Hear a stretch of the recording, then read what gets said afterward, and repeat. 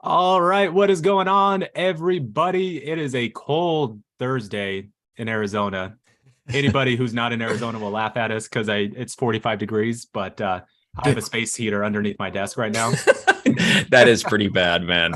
because But I'm cold. when there's ice on our windshield in Arizona, that's Yes, that's uncommon. Like it is I don't know uncommon. if you Yes. remember all of last winter, that did not happen. No. I can't park my truck in my garage, so if it gets cold enough, I've got to deal with it when I wake up, and that did not happen all of last winter. And so when I'm waking up and going to my truck and it's 32 degrees, I'm sorry for Arizona. I'm like about ready to get in a parka and like gloves and everything else. That's too much Right? for me, man. That's awesome. But we're not here to talk about the weather. No one cares about Arizona weather. We're here to talk about insurance and answer the questions that can help you be prepared in the event of an accident. So, as we did last week or the week prior, I can't remember, we found a bunch of Reddit questions. There's forums all over Reddit with people who have questions. And honestly, there's a lot of bad answers. So Chase and I want to give legit answers that will actually help people, give them the information they need. And the people on Reddit will have their answers, but you who are watching, you'll be able to see the answers. And then, like I said, hopefully prepare yourself so that in the event the worst does occur, you're prepared and you know what's going to happen. So, Chase, thanks for being with us as Always, always. man. I like it. And let's just jump right into it. Let me share my screen here and we will jump right into the first question. Let me move this over here. I want to zoom in a little bit for everyone. So here's the question, Chase. I'll let you start. Chase is our resident expert attorney. Right. So this person here, Walking Bags, they asked, got in a car accident, not my fault. How do I go about getting the car? So was in an accident about 2.5 weeks ago. Lady jumped the median into my side of traffic and caused a big collision. My car has been at the tow yard since, and I didn't have bread on hand. I'm guessing that means he didn't have money on hand. I don't know, slang. At the time to retrieve it. Now they want $2,000 for me to get it out. Do I have to pay this out of pocket? If I do, will I get a refund? Car was customized, couple grand into it. So, Chase, I'm sure you see this often. What would you say to Walking Bags? Walking bags. So there is something called mitigating your damages. This is what the insurance company will say to you every time. When your car is involved in an accident and it's taken to a tow yard, first of all, if you have collision coverage, your car insurance company will pay to get it out of the tow yard and take it to a place of their own or to your house or whatever, to a body shop if it's repairable. So don't let it sit. The worst thing you can do is let it sit at the tow yard because they're charging you a daily fee. $2,000 for 2.5 weeks is ridiculous. Usually, again, Arizona, the norm is about $35 a day.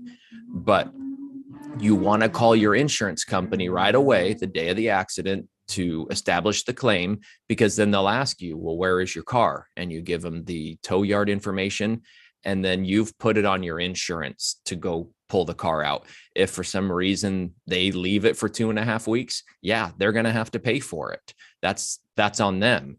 But if you haven't let your insurance company know, then that's going to be on you. If you don't have collision coverage, then yeah, if you want to get the car out, you're going to have to pay for it up front, but you will get reimbursed because it's going to be the fault of the driver who caused the accident. So that insurance company, through their property damage coverage on the liability, is going to reimburse you that portion as part of the property damage. Now, they may give Walking Bags a hard time for leaving it in there for 2.5 weeks and say, hey, you should have pulled this out earlier. And so there are things that you can do if you don't have bread on hand. Like when I have a client call me and tell me, hey, I don't have money to pull the car out, I will send a letter to the at-fault insurance company and just say, hey, my client is not in a financial position to pay to have this vehicle taken out of the tow yard. I'm putting you on notice that if you guys want to avoid the accumulation of fees, you ought to get the car removed. And a lot of times the at-fault insurance company will then go ahead and do that. Okay.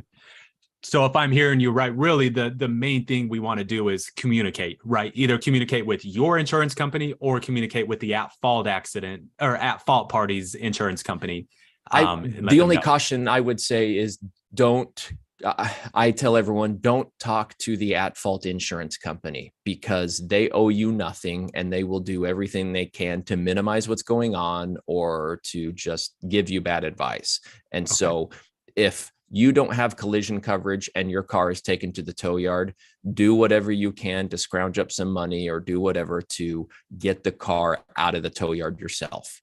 Get it towed to a body shop, get it towed to your house, whatever, do it right away.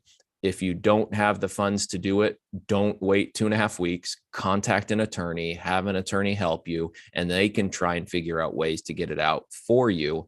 But if you call the insurance company, the at-fault insurance company, they're going to say, not our problem, you deal with it, or give you bad advice. And so don't contact them, just deal with it quicker rather than just waiting around. Okay.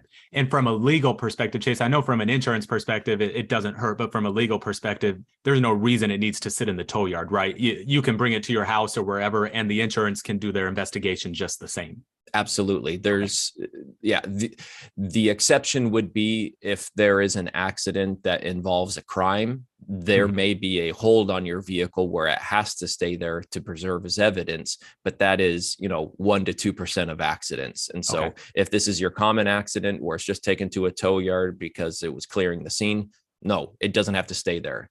Call immediately, go get the car out of there and avoid those fees as much as you can. And then when you pay it, yes, either your insurance will pay you back if you have that proper coverage, or the at-fault insurance company is going to pay you back.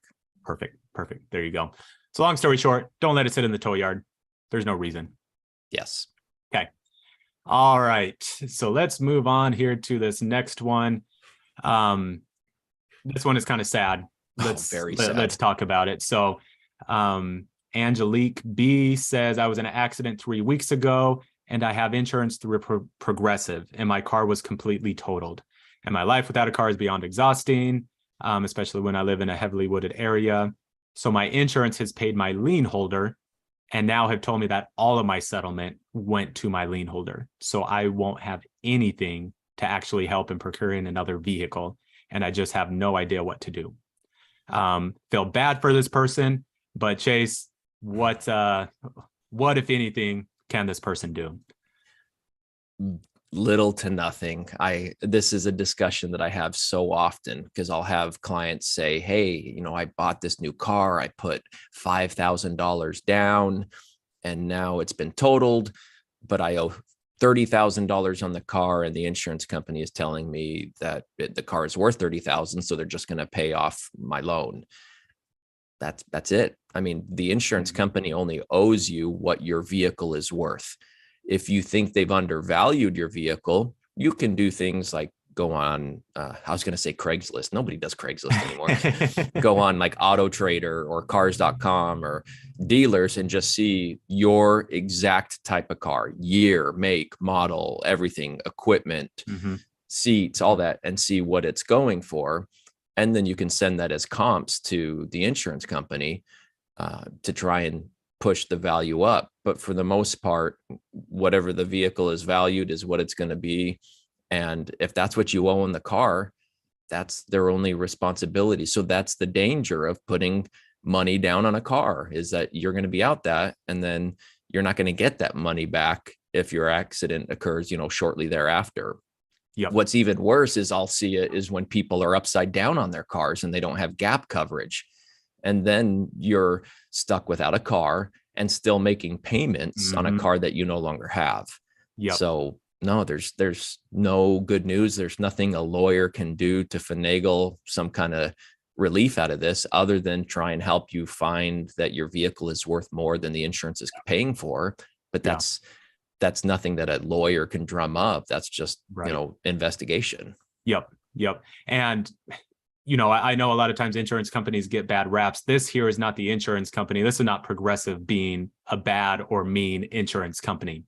So when you finance a car, the finance company reaches out to us, the insurance company, and says, hey, we're the ones financing this car. Please list us on the policy as a lien holder. Yep. Once that company is listed as a lien holder on the policy, if there's any payments that are sent out for damage to the vehicle, or if the vehicle's totaled, those payments are going to the lien holder because they're the ones that own the financial rights to that vehicle. Exactly. Right. And so the insurance company, Progressive here, they're legally obligated to send that check to the lien holder and not to the insured. So that's in Arizona. When we buy a car, if we're financing it, we don't get the title. The title goes to whoever is providing the financing, so that you and I can't sell the car and turn it over. And all of a sudden, there's nothing for the lien holder to collect on if the car's gone and you stop making payments. And so, yeah, that's the person who has the right to payment is the person lending the money. Yeah. And so it's just a bummer that your car is worth what you owe and that you're not going to get anything else to help you buy another car. So yeah. Angelique B, this has happened to so many people, and I hate having this discussion, but there's not anything anybody can do. Yep.